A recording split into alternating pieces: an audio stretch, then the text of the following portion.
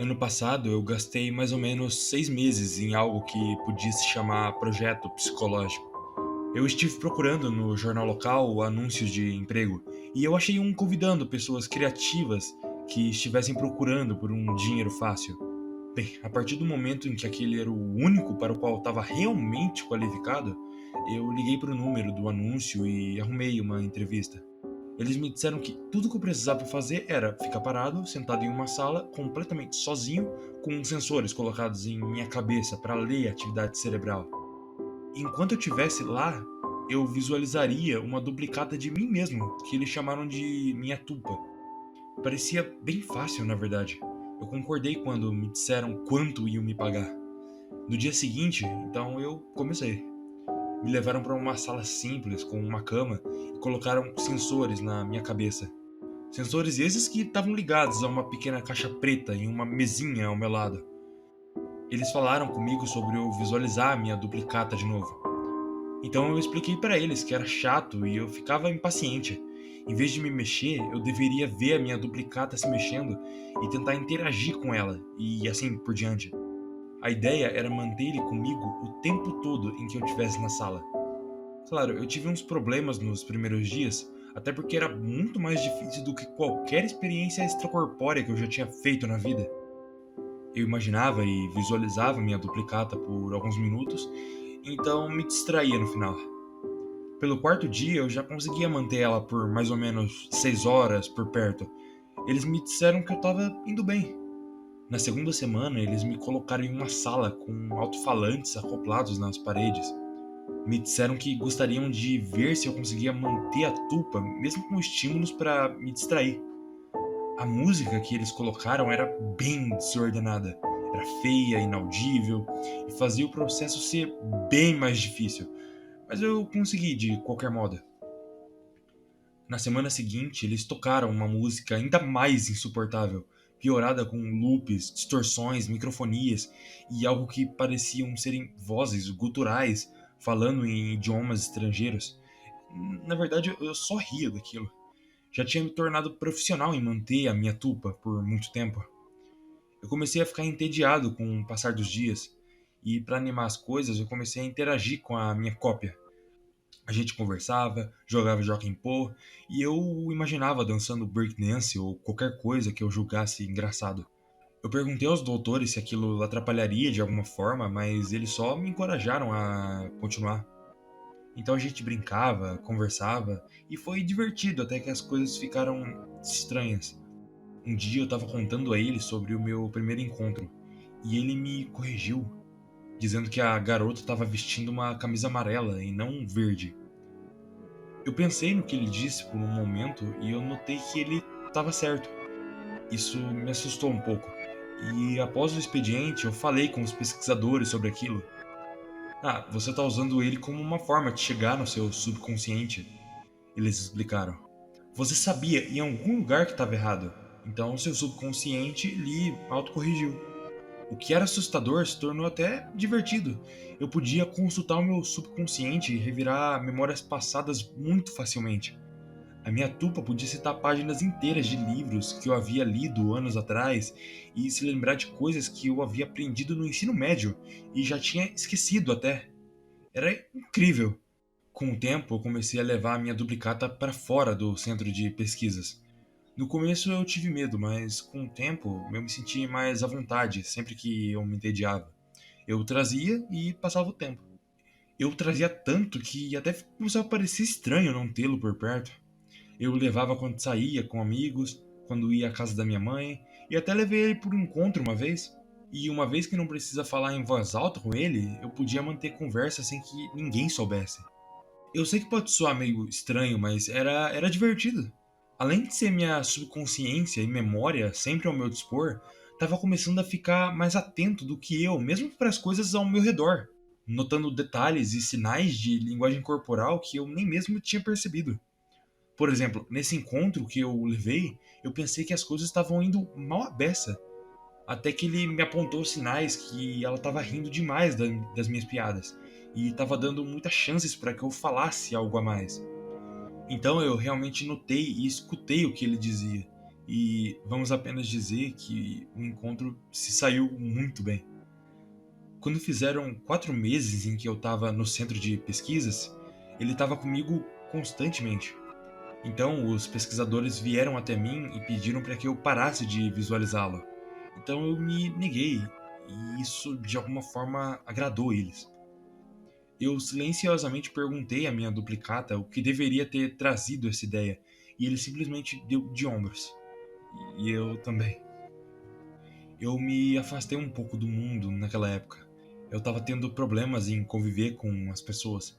Parecia muito que elas não sabiam, estavam confusas sobre o que falavam, enquanto eu tinha uma manifestação de mim mesmo para consultar.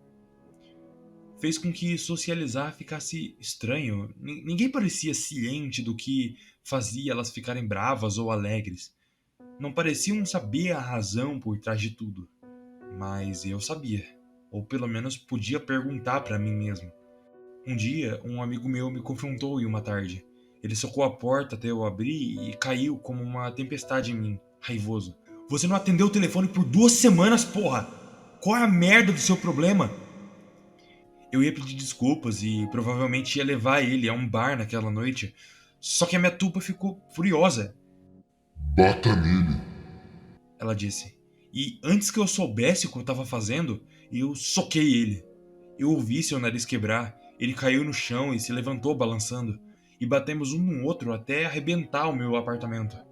Eu nunca estive tão furioso quanto naquele momento, e eu não tive piedade nenhuma. Eu derrubei ele no chão e dei 2 pontapés nas costelas, e foi aí que ele fugiu, machucado e choramingando. Em alguns minutos a polícia chegou e eu aleguei autodefesa. E uma vez que ele não estava lá para se defender, a polícia só me deixou com uma advertência e foi embora.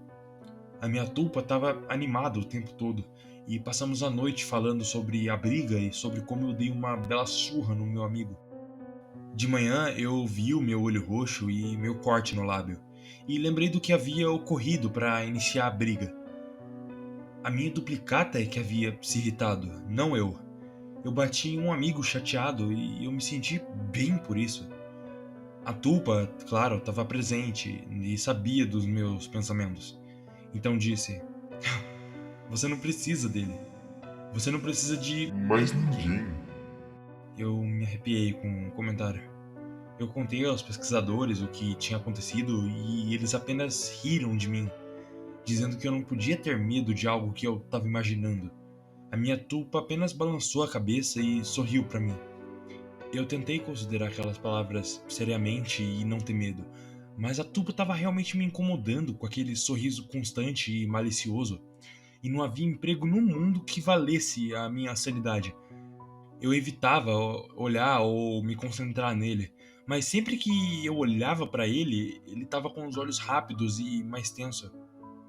Então eu comecei a tentar fazê-lo sumir. Nos primeiros dias foi bem difícil, mas finalmente conseguia manter ele longe por umas horas. Mas cada vez que ele voltava, ele estava pior e pior, mais tenso, mais alto e ameaçador, com os olhos mais fundos e pele mais acinzentada, os dentes mais pontudos. E cada vez que ele voltava, aquela música desafinada que me faziam ouvir voltava com ele. Quando estava em casa e tentando relaxar, cochilar, não mais me concentrando nele, ele aparecia e o barulho agudo junto dele. Eu ainda visitava o centro de pesquisas naquela época e estava fazendo o meu trabalho pelas próximas 6 horas. Eu realmente precisava do dinheiro e achava que eles não haviam percebido que eu não estava mais visualizando a minha tulpa constantemente. Na verdade, eu estava errado. Dentro de pouco tempo, 2 homens me seguraram e me contiveram, e alguém com um jaleco médico aplicou uma injeção hipodérmica em mim. Então eu acordei depois de um tempo preso na minha cama, com a música tocando e a minha tulpa sobre mim.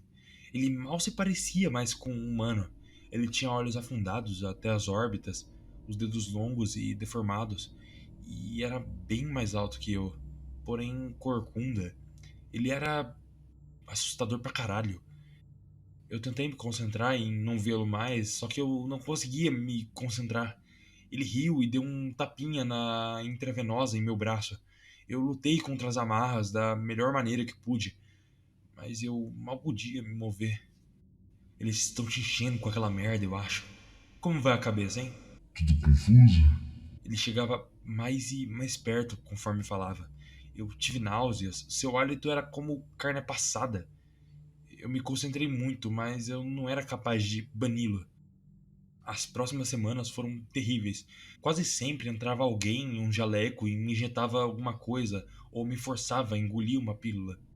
Eles me mantiveram tonto e inconsciente, e às vezes me mantinham alucinado e tendo as minhas visões. A minha tulpa estava sempre lá, o tempo todo, zombando.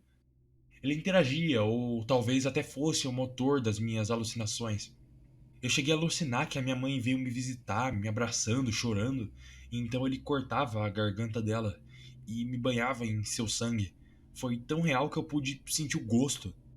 Os médicos nunca falavam comigo. Eu implorava, gritava, pedia em grunhidos, nada. Mas falavam com a minha tulpa, ao menos eu acho. Eu estava tão dopado e alucinado que eu nem sei dizer. Mas eu comecei a me convencer de que ele era real e eu era a cópia. Algumas vezes ele encorajava essa linha de pensamento, e em outras vezes ele simplesmente ria de mim. Então, um dia, enquanto ele me contava uma história sobre como ia degolar todos que eu amava, começando pela minha irmã, ele parou. Um ar tenso cruzou o seu rosto e ele colocou a mão na minha testa, como a minha mãe fazia para saber se eu estava com febre. Ele ficou parado por um tempo e sorriu. Todos os pensamentos estão bem criativos. Ele me disse. Então saiu pela porta.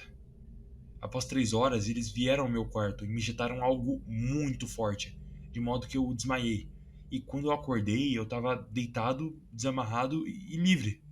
Eu levantei e corri até a porta, e estava destrancada. Eu abri e corri por um longo corredor vazio. Abri outra porta e tropecei escadas abaixo, até a porta dos fundos do prédio. Então eu desmaiei de novo, devido à dor, gritando feito uma criancinha.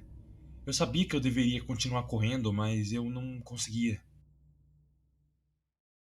Eu cheguei em casa de algum modo, tranquei a porta e coloquei um armário na frente. Eu tomei um longo banho e dormi por um dia e meio. Ninguém veio na minha casa naquele dia, nem no seguinte, nem no próximo, nem no outro. Por uma semana eu me mantive naquele quarto. Havia acabado. Pareceu quase um século. Eu havia tirado tanta coisa da minha vida que ninguém se importou com o fato de eu estar desaparecido. A polícia não achou absolutamente nada. O centro de pesquisa estava vazio quando investigaram. A documentação foi basicamente inútil e os nomes que eu dei não resultaram em nada.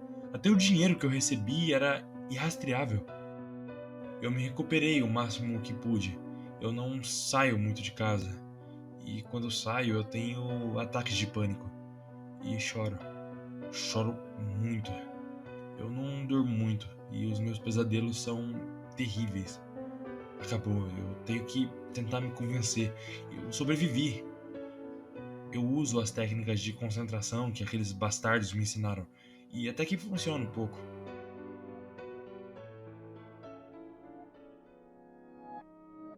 Não hoje, há 3 dias, eu recebi uma ligação da minha mãe. Uma tragédia tinha acontecido. A minha irmã havia sido a última vítima de uma série de assassinatos, segundo a polícia. O assassino sangra as vítimas e depois as degola. Houve um funeral essa tarde. O mais bonito que se pode imaginar, eu suponho. Bem, na verdade eu tava um pouco distraído. Eu não conseguia pensar direito ouvindo uma música baixinha, com estática, distorção, sem tom e com microfonia, vindo de longe. Eu ainda tô ouvindo, só que mais alto agora.